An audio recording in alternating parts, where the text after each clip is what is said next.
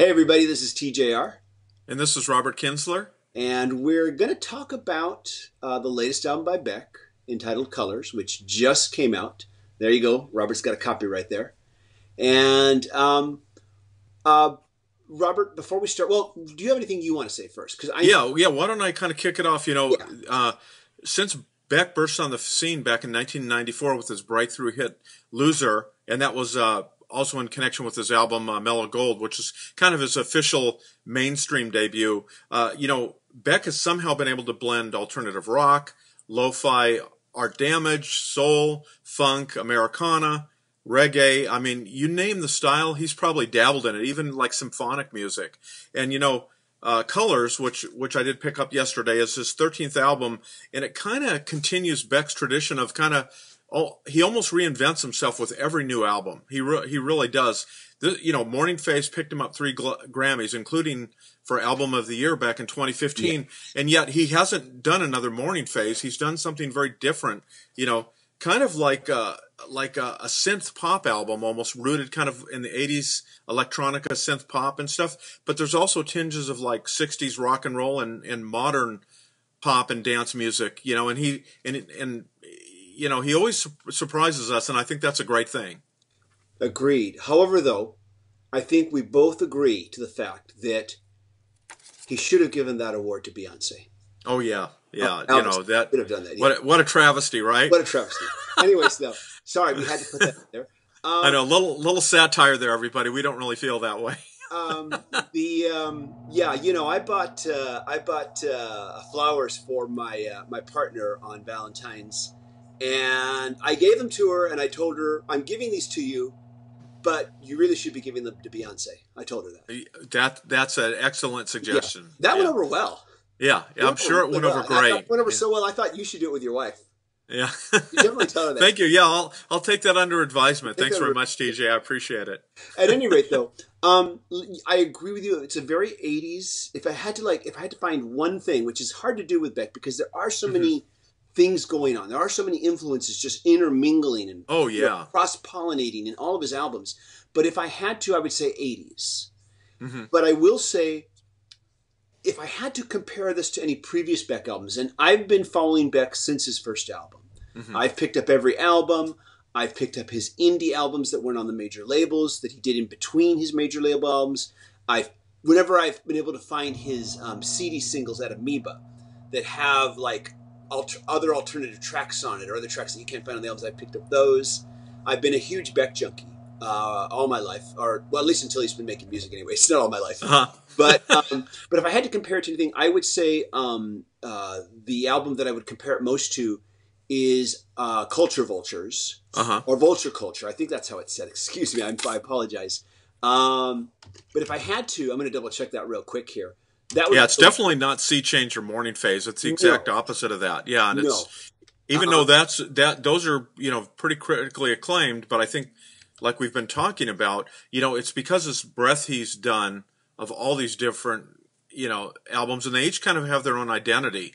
Um, and it's amazing. And he's only 47. It's not like we're talking about somebody like Neil Young that might be more toward the end of their recording career. Yeah, But it is amazing how so many artists, by the time they get into even their early 40s, maybe even their late, they've settled into a style, and that's all they've done. Because if they break away from that style, they lose their audience. mm, I mean, if they do any kind of departure at all, try to imagine if AC/DC did anything other than just basically redid Back in Black or Highway to Hell every album, the fans would abandon them. They just, whereas Beck, I mean, his audience and kind of the discerning listeners that follow him, or like an artist like Radiohead as well, they're willing to kind of travel with him, kind of like what happened with the Beatles audiences, yeah, how they traveled with the Beatles on their trajectory where they went from more simple stuff like Love Me Do up to Day in the Life, exactly. and that's the great thing in 2017, how Beck is still kind of tap into some of those cool things and go forward. Still keep his audience, absolutely. And I have to correct myself. The title of the album I was referring to was Midnight Vultures, Okay, that's it. And which it escaped me as well. Midnight comes Vultures. closest Right. to in that it's very funk infused, very dance infused. But Midnight Vultures was more '70s, in my opinion. much more 70s sounding, whereas this is much more 80s sounding. Oh yeah, very much. Matter of fact, there was one song, and I don't recall it offhand, but I was listening, and all of a sudden I heard it reminded me of something that I had heard on a Fix record. Not that it sounded like the Fix, but it does it does conjure up, not like the Depeche Mode synth pop stuff, but some other things that we heard in the 80s. But it has the Beck stamp on it. There's not that there's a signature Beck sound, but there is a style and a sensibility that he brings to his records, and it has that. But it is neat how like I said, there's times I heard reggae on here, and there's some cool times where you hear like a 60s, almost a Hendrix guitar on a song. It's really kind of neat how he blends all that together. Yeah, like I said, very much in the same way with the Beatles, as they began to grow out of what you might say was their early phase, the mop top phase, begin to start to play with different genres. There's still that element that makes it the Beatles on almost pretty much every single song.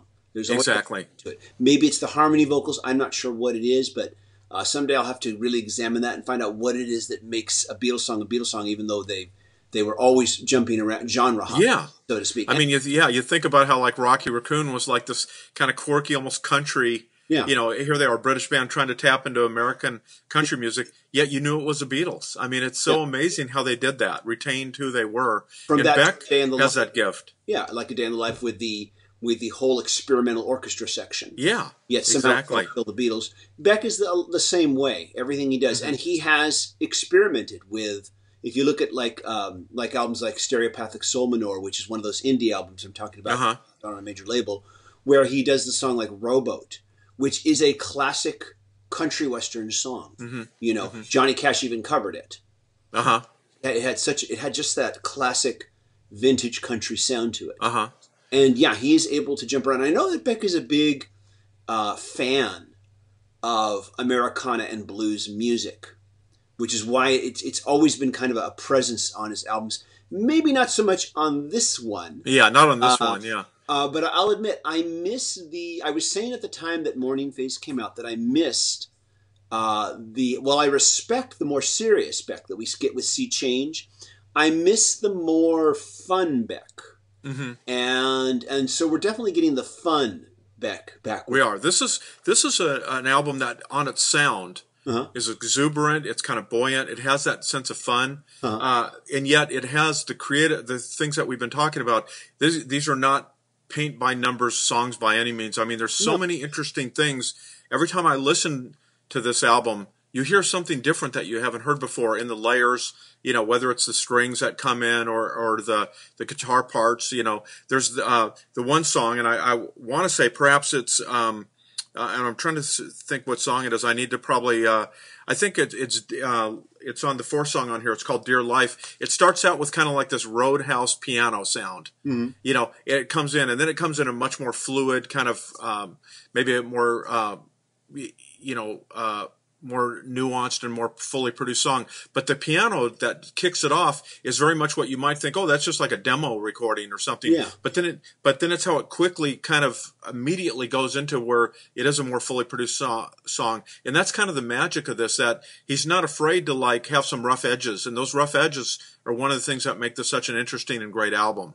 I agree. And this is in an interview, he was mentioned this is a very pop sounding album. He said, I don't think this is a pop-sounding album, but I definitely can hear some of this music, hopefully making it to pop, what we refer to now as pop top 40 radio, whatever you call it now.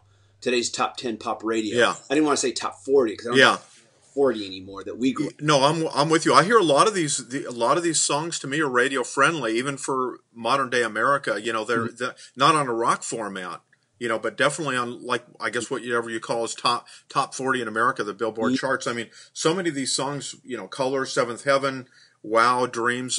There's so many good songs on here that really are infectious. They have catchy hooks in them, but they're good songs. And I think what keeps it from being as, say, what's the word I'm looking for, as disposable as a lot of the what I refer to as top 10 radio hits that we have nowadays, is all the layers and textures you're talking about.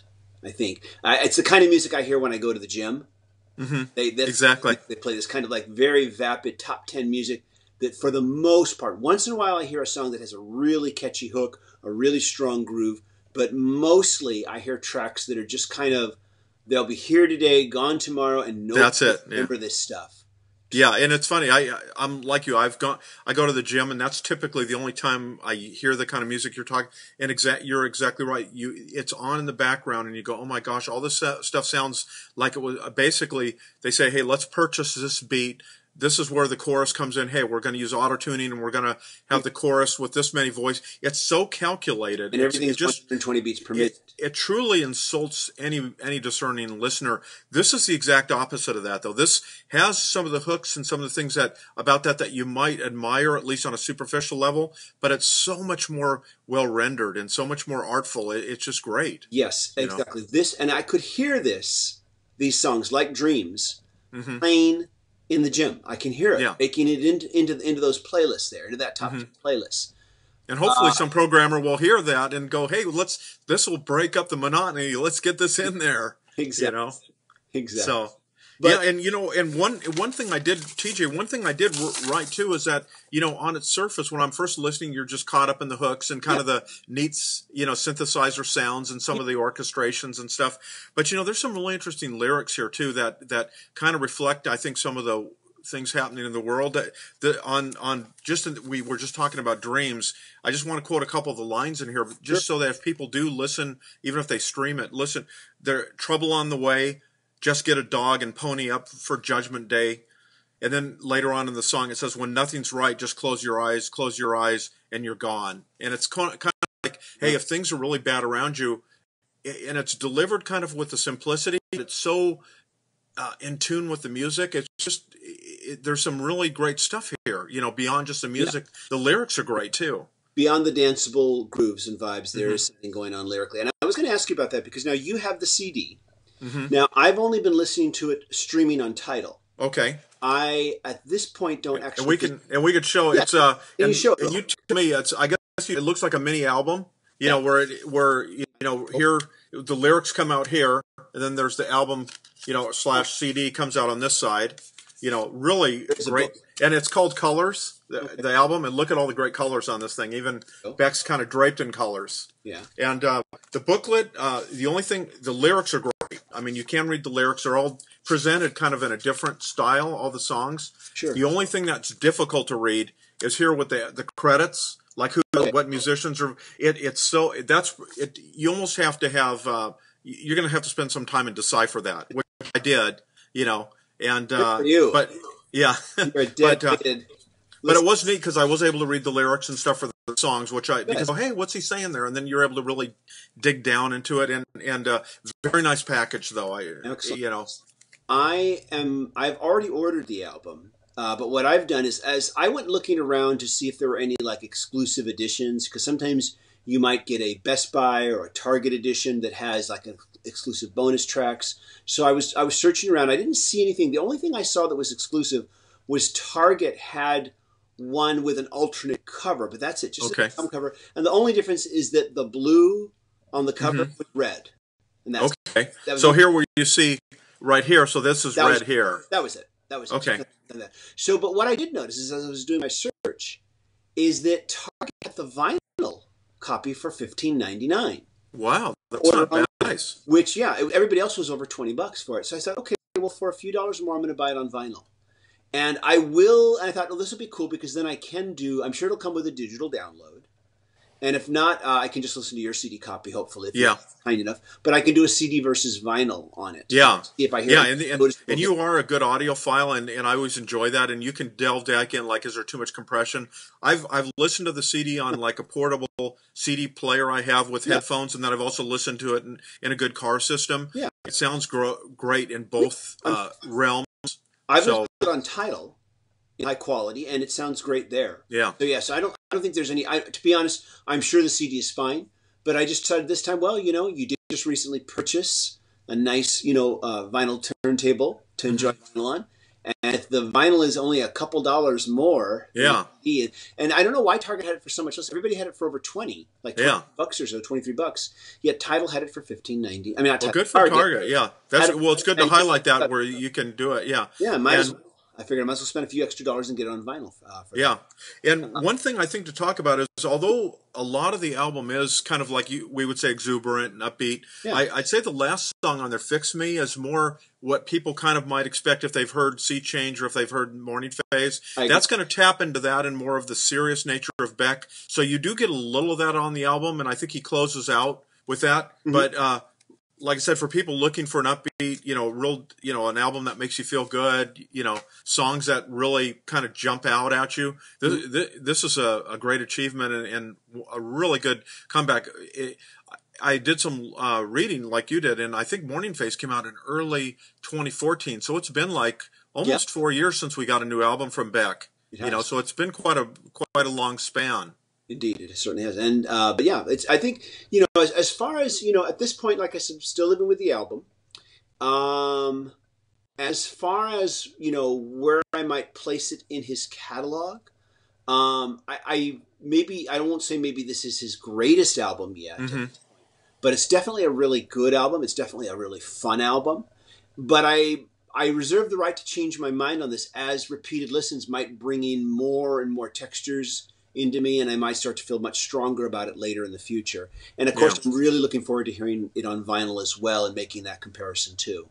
Yeah, and you know what maybe we can do is we're recording this, and the album's only been out for a little bit more than a day, so it is a very early. So although we've both listened to it like 3 or 4 times, actually probably 4 or 5 in both of our cases, it's still sometimes you have to live with the album a little bit. And the other thing I found is because, and I know we've both seen Beck recently, because I've heard him do Wow and Dreams in concert, those immediately connected with him because I already had some history with those songs. So I think as I get more history with the songs like you're saying, who knows what else we're going to hear in the music and in these songs. But definitely if you're a fan of the fun Beck, the more funkier fun Beck, you're going to really like this album as opposed to, say, I know some people like there are people who only like the more serious Beck. The Morning Phase type of Beck. And then there are some who only like the weird funky, and there are some who like both. I like both. I think we both like both. And but definitely if you like the fun Beck, the more funkier one, then you're going to really be happy to get this album. Yeah.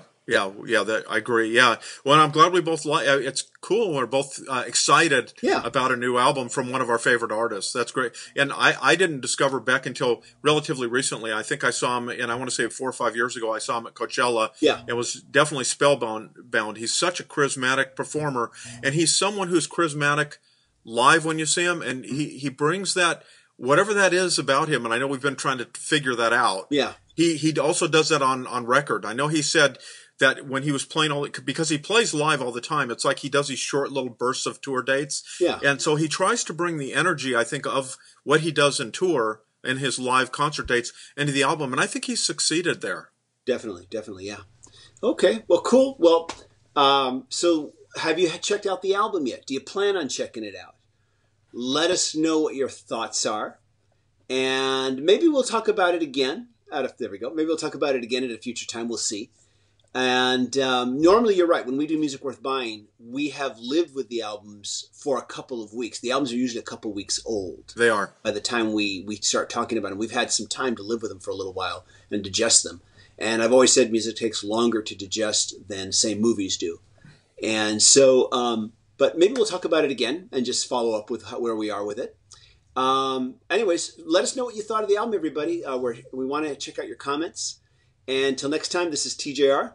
And this is Robert Kinsler. And we'll see y'all again. Bye. Bye. See you later.